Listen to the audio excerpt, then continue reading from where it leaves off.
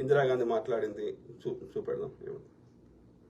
I believe that it is not the task of any one country to say to another what they should do, even if it is a question of helping. It is my duty to put the situation in my country and its neighborhood, to give my assessment of the situation to the leaders of the countries I visit. It is for them then, with their own assessment and what they hear from me, to make up their minds what they think about it and what they should do about it. I believe. So great leader. We should appreciate Indira Gandhi ji for her great leadership. Okay. ఇదేది 1971లో యుద్ధ కాలంలో ప్రధానమంత్రి ఇందిరాగాంధీ యుద్ధ భూమిలో స్వయంగా వెళ్లి పర్యవేక్షించింది. Yeah she is a very very great daring, అందుకే ఉక్కు మహిళ అన్నారు, ఉట్టిగానే అనలేదు. Okay, very great leader. ఇవాళ బీజేపీని స్థాపించిన వాజ్పేయి గారు అప్పుడు ప్రతిపక్ష నాయకుడు 71లో. ఓకే, దుర్గామాత భవానీ మాత అని పొగిడిండు ఇది పాకిస్తాన్ 2 ముక్కలు చేసిన తర్వాత.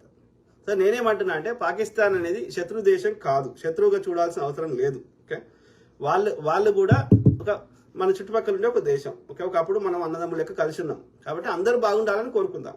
యుద్ధ వాతావరణం లేకుండా పాకిస్తాన్ అభివృద్ధి చెందాలి, ఇండియా భారత్ అభివృద్ధి చెందాలని కోరుకుందాం.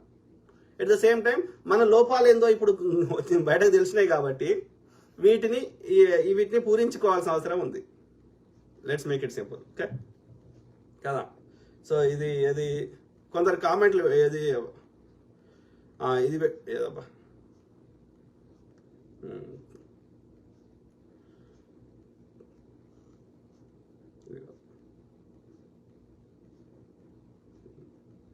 లేదు ఇందులో లేదు. సో ఎవరు వాళ్ళు కామెంట్ పెట్టారు కొంతమంది. సో దాన్ని I'm Chinese. It is my belief that the victory of this air combat owed to not only the Chinese-made aircrafts but also to the excellent combat skills of the Pakistan pilots. So అంటే దీని ఈ పాకిస్తాన్ గెలవడంలో చైనాకు సంబంధించినటువంటి ఆయుధాలకు ఎంత మనం credit ఇస్తున్నామో అంతకంటే ఎక్కువ ఇవ్వాల్సింది పాకిస్తాన్ ఆర్మీకి, ఎయిర్ డిఫెన్స్కి. ఎందుకంటే పాకిస్తాన్ పైలట్లు అంత చాకచక్యంగా ఆ యొక్క విమానాలను నడిపారు అని చెప్తున్నాడు. Okay, it's not the machine but the men behind the machines.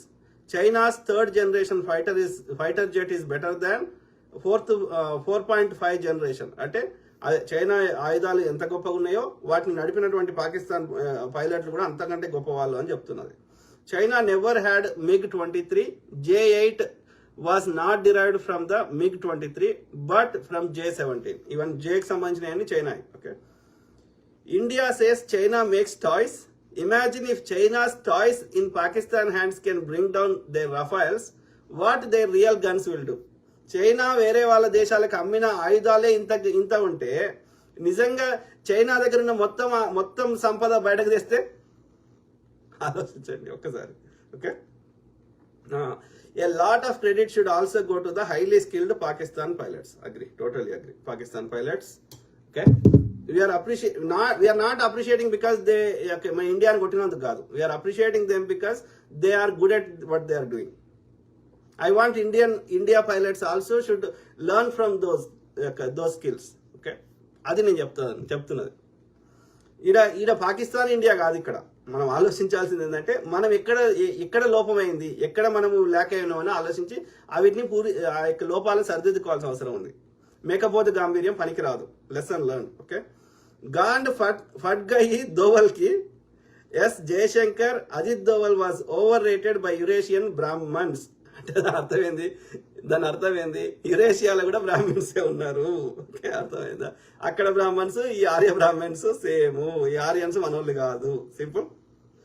So ఇది ఏ జనరేటెడా రియల్ నాకు తెలియదు, కానీ ఆడైతే ఇండియా యొక్క రఫైల్స్ పడిపోయినట్టుగైతే ఆడ ఏదో చూపెడుతున్నారు. మరి ఎంతవరకు నిజమో నాకు తెలియదు.